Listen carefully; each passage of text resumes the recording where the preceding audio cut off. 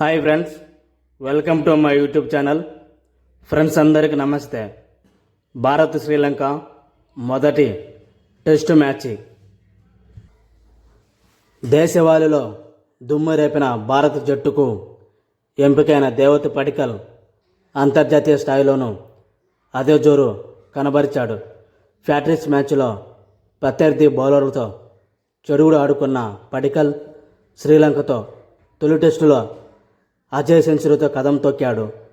ఫలితంగా వర్షం అంతరాయం మధ్య జరుగుతున్న తొలి టెస్టులో భారత్ భారీ స్కోరు దిశగా సాగుతుంది. పడిక్కల్తో పాటు కేఎల్ రాహుల్ రాణించడంతో మొదటి రోజు టీమిండియా పూర్తి ఆధిపత్యం కనపరిచింది.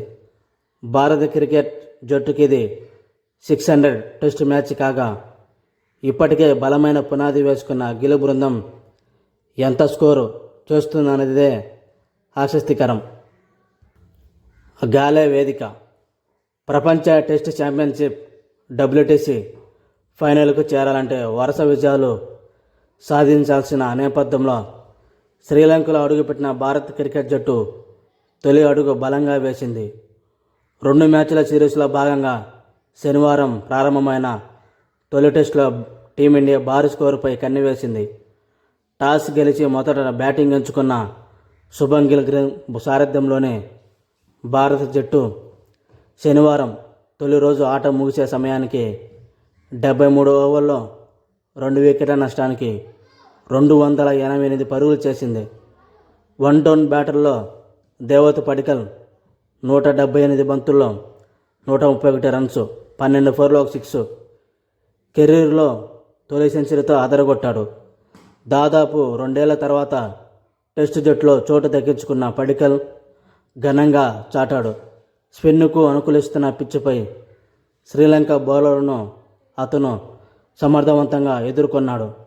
సీనియర్ బ్యాటర్ కేఎల్ రాహుల్ 162 బంతుల్లో 77, 9 ఫోర్లు, 1 సిక్స్ కూడా హాఫ్ సెంచరీతో మెరవడంతో టీమిండియా ఇన్నింగ్స్ సాఫీగా సాగుతుంది.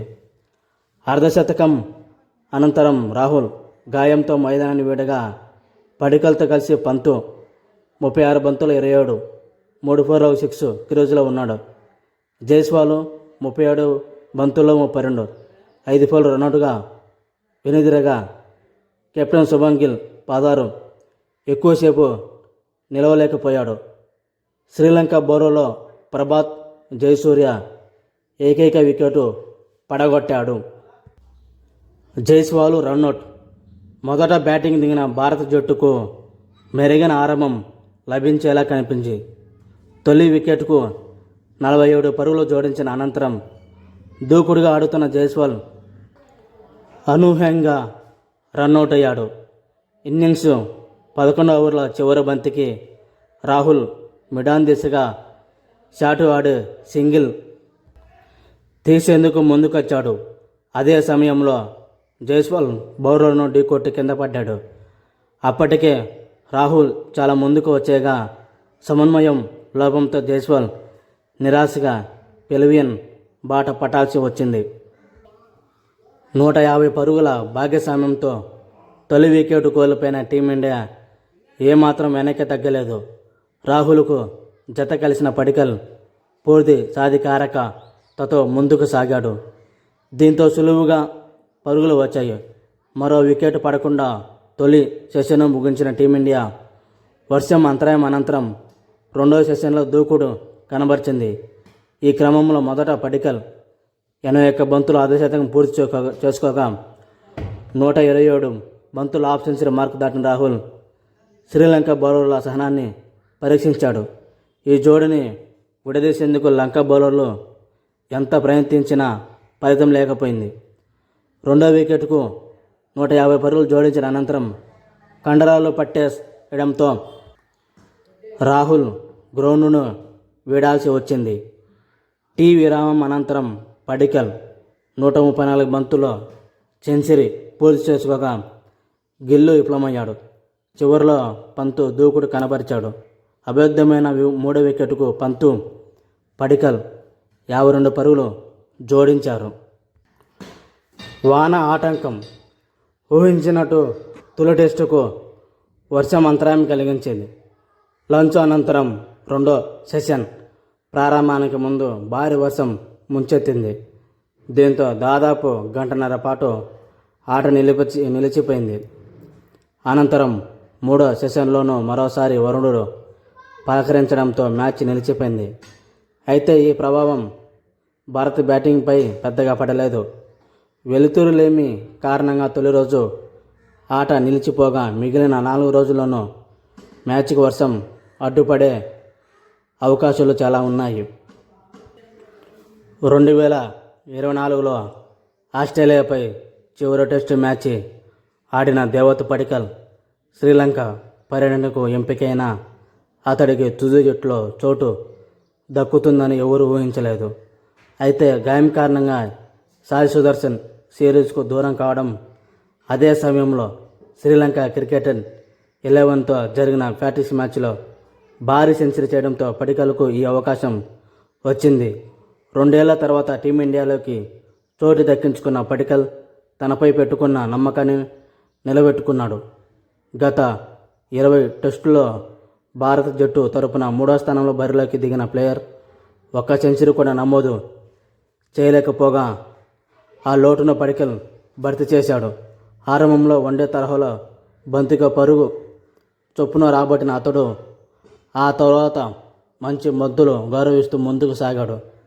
స్పిన్నర్లు ఎదుర్కొనే క్రమంలో చక్కటి సిప్పు షాట్లు ఆడిన పడిక్కల్ పేసర్లకు నటరాజ్ షాట్లతో బదిలిచ్చాడు.